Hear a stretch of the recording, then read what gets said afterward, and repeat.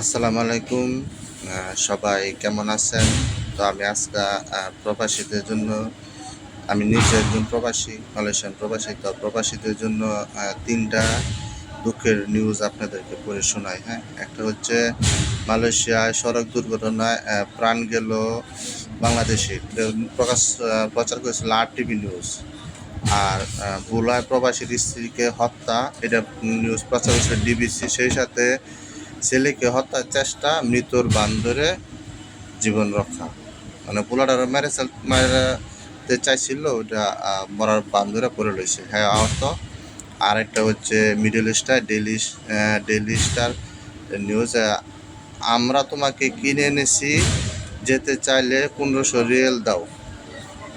এটা হচ্ছে মহিলাদের ক্ষেত্রে আর কি। তো মধ্যপ্রাচ্যের যে মহিলারা কাজ করতে যায়, অনেকে আপনারা জানেন বাসা বাড়িতে মহিলারা বেশিরভাগ কাজ করে মধ্যপ্রাচ্যে। তো ওইখানে যারা কপিল বালু পরে না, অত্যাচার করে, অত্যাচারে জর্জরিত মহিলা মানুষ, ওদেরকে দালাল নিয়ে ওই কপিলের কাছে বিক্রি করে দেয়।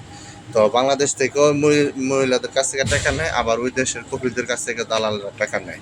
তা এই হইল মধ্যপ্রাচ্যের অবস্থা। তো মালয়েশিয়া যে যে স্ত্রীটা এই বাংলাদেশে যা অ্যাক্সিডেন্টে মারা গেছে বাড়িটা, তো এই যে লাশ কতদিন পরে যায় অনেকে জানেন? 1 মাস, 2 মাস, 3 মাস লেগে যায়। তারপর পরিজন থেকে টাকা পয়সা দিলে অনেক সময় লাশ দ্রুত নেওয়ার ব্যবস্থা করা হয়।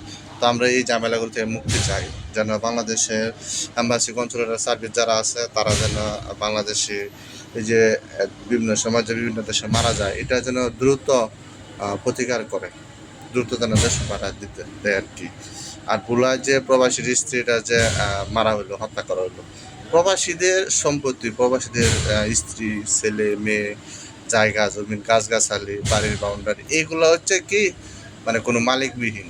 এগুলো হচ্ছে একদম পড়ে আছে যেরকম এরকম। প্রবাসীদের স্ত্রী ডিস্টার্ব করা যায়, ফোন দিয়ে ডিস্টার্ব করা যায়, ছেলে মেয়েদেরকে ইপটিজিং করা যায়, রাস্তার মধ্যে বাধা দেওয়া যায়। তারপরে ওদেরকে ওদের বাড়িতে সহজে ডাকাতি করা যায়, চুরি করা যায়, ওদের বাড়ি সাপকল খুলে নেওয়া যায়, কারেন্টের লাইন কেটে দেওয়া যায়, মানে বিভিন্নভাবে অত্যাচার করা যায়। এটা হচ্ছে যা খুশি তাই করো, এটার কোনো বিচার নাই। মানে বাংলাদেশের পুলিশকে আমরা বলবো যে এই ব্যাপারে একটু সহায়তা করেন, একটু কঠোর হন। আর যে প্রবাসী স্ত্রীরা হত্যা করে, সেইটার চার্জশিট কবে যাইব, কবে মামলা করে উঠবো, কবে গিয়া এই বিচার ওই প্রবাসী পাইব। তো আল্লাহ যেন প্রবাসীদের প্রতি একটু সদয় হয়, আমরা প্রবাসীদের প্রতি রহমত নাজিল করে, এটা আর কি।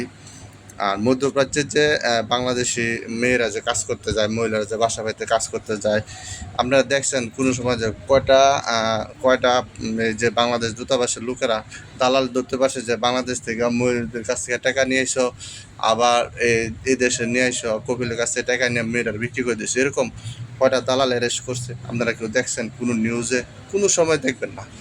বাংলাদেশে এম্বাসির লোকেরা দেখবেন ওই সৌদি আরবের খেজুর খাইব, আরবের খেজুর খাইবো, উড়ের ভিডিওটা ঘুরবো, তারপরে দুমবার গোস্ত খাইবো, বউ বাচ্চা নিয়ে ফুর্তামত করবো। সরকারি কর্মকর্তারা যদি বলে লোক বলের অভাব, তারা লোক আরও সংযোগ করুক, এইসব দালালদের অ্যারেস্ট করুক। মানুষ যায় প্রবাসে পেটেতে একটু কাজ করার জন্য, ওরা যদি কেউ এখানে নিরাপত্তায় না পায়, শান্তিতে কাজই না করতে পারে, আবার ফেরত আসার জন্য যদি বলে দেশ থেকে টাকা নিয়ে আসো, তাহলে এটা কি সম্ভব বলেন তো দেখি? এটা কি কোনোভাবেই সম্ভব? এটা হচ্ছে ডাবল অত্যাচার, দ্বিগুণ অত্যাচার।